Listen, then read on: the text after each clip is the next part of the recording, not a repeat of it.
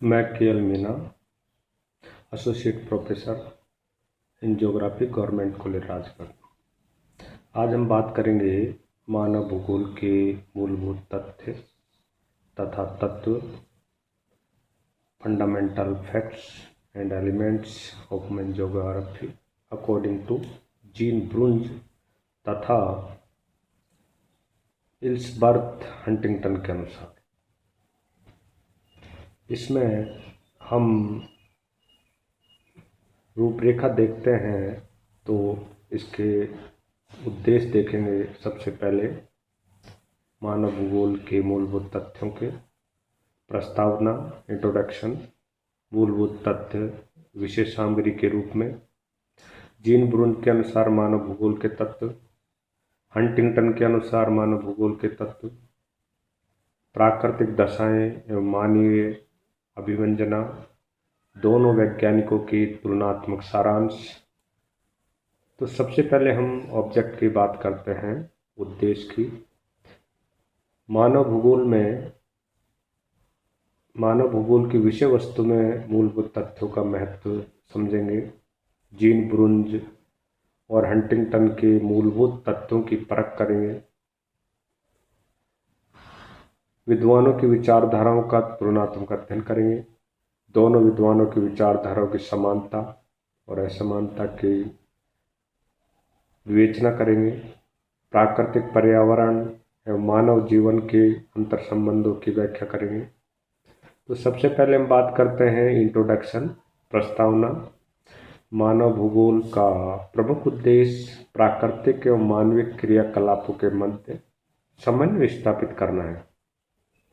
जो प्रकृति है, जो 5 तत्वों की बनी हुई है, और मानव, दोनों के अंदर जो इंटरडिसिप्लिनरी जो रिलेशनशिप है, संबंध है, वो किस तरह से स्थापित है, इसके लिए दोनों पक्षों की अंतर्निर्भरता को समझना आवश्यक है। मनुष्य मानव भूगोल के अध्ययन का मुख्य विषय है, प्रमुख है उसका। और ये भी सत्य है कि मनुष्य पृथ्वी पर निवास करता है, अपनी आवश्यकताओं की पूर्ति प्रकृति के साथ मिलकर अनुकूलन, समायोजन या परिमार्जन भी करता है।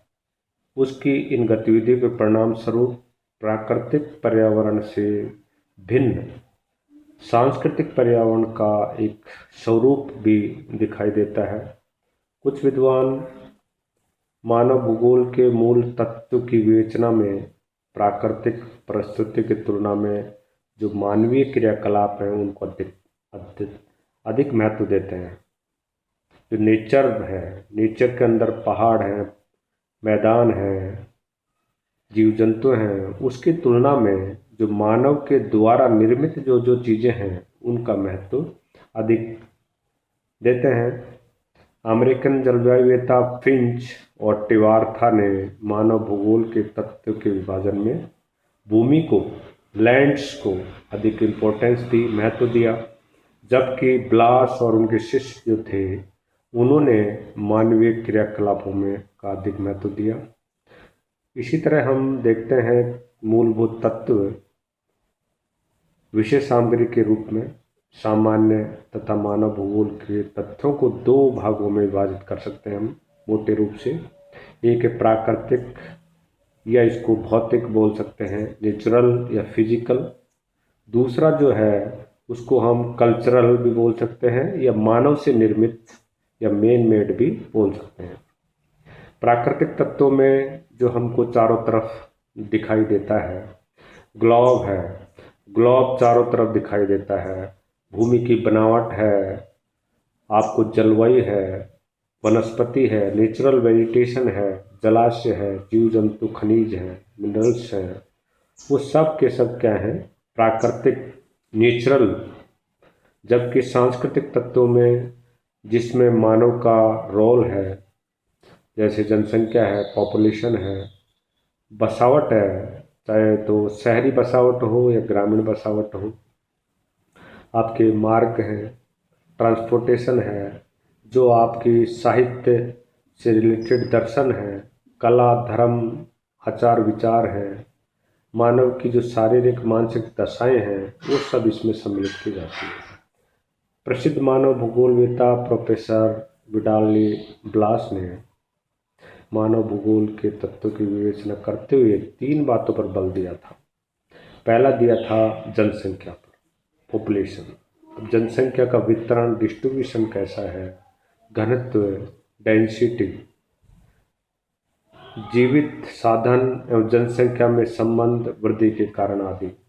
दूसरी है सभ्यता के विकास के आधार पर वातावरण और मानव के पारस्परिक संबंधों का वर्णन। सभ्यताएं जो विकसित हुई, नदी घाटियों सभ्यता है, नदी घाटियों पर हुई, तो उसके आधार पर, वातावरण के आधार पर ही सभ्यताओं का विकास हुआ और उससे मनुष्य का रिलेशन कैसा रहा, वातावरण, मानवीय अनुकूलन, कच्चे माल और औजार, भवन निर्माण सामग्री उस समय की किस तरह का सेटलमेंट रहा, सभ्यता का विकास। ब्रुंज और हंटिंगटन द्वारा निर्मित मानव भूगोल के तथ्यों का विस्तृत वर्णन करने से पहले हम फिंच और टिवार्थ, जो अमेरिकन विद्वानों के द्वारा मानव भूगोल के तथ्य थे, उनका विभाजन प्रस्तुत है, देखते हैं। भूगोल को 2 भागों में बांटा है। प्राकृतिक दशाएं, नेचुरल कंडीशंस, दूसरा है मैन मेड कंडीशंस, जो मानव से निर्मित हैं, और एक जो नेचुरल, प्रकृति से निर्मित है। प्रकृति से निर्मित चीज़ों में पहला है जलवायु, जिसमें आप जलवायु में बहुत सारी चीज़ें आती हैं। जलवायु 30-35 वर्षों का एक औसत जो आता है उसको जलवायु कहते हैं। जलवायु में आप तापमान देख सकते हैं, तापमान में भी आपको देख सकते हैं ठंडा है, गर्म है, कहीं ठंडी जलवायु है, कहीं गर्म है। हिम ऋतु का प्रसार, वर्षा, वर्षा का योग, वार्षिक वर्षा का वितरण, जल के प्रकार। वर्षा भी कहीं बहुत ज़्यादा होती है, कहीं कम होती है। इसी तरह से हम देखें, मानवीय दशाएं देखें तो जनसंख्या है। अब जनसंख्या में भी जो पॉपुलेशन की कितनी मात्रा है, अधिक जनसंख्या है, कम है, उसका डेंसिटी क्या है, मकान और बस्तियों की बसावट कैसी है, वो बिखरी हुई है, सघन है। शहरों में तो बसी हुई सघन होती हैं, ग्रामीण क्षेत्रों में दूर दूर होती हैं या स्कैटर्ड होती हैं, बिखरी हुई होती हैं। इसी तरह से हम देखें प्राकृतिक या नेचुरल में भूतल की बनावट या अफवाह, भूगर्भिक चट्टानों की प्रकृति कैसी है, गुण, मुख्य स्थल, धरातल, ढाल है, पहाड़ है, मैदान है, छोटे आकार के स्थूल रूप होती है, छोटी छोटी पहाड़ियाँ हैं, अफवाह प्रणाली, ड्रेनेज सिस्टम है, जो बरसात से जो नदियाँ बहती हैं वो अफवाह प्रणाली के अंतर्गत आती हैं। भूमि के संसाधन, जल स्रोत, वनस्पति, पशु जीव, झाड़ियाँ, घास और मिट्टियाँ। भौतिक और रासायनिक दशाएं, मिट्टियों की क्या क्या भौतिक दशाएं हैं, मिट्टी के प्रकार, खनिज।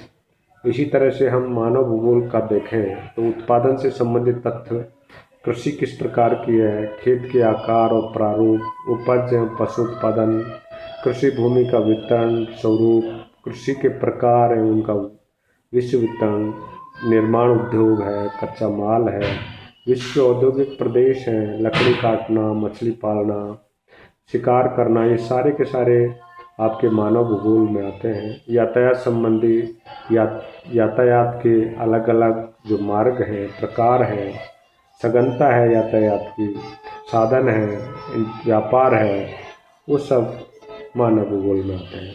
तो ये मोटे मोटे रूप से हमने प्राकृतिक और मानव भूगोल का जो तत्व है उनको देखा है। अगले चैप्टर में हम वैज्ञानिक, दोनों वैज्ञानिकों का के तत्व देखेंगे।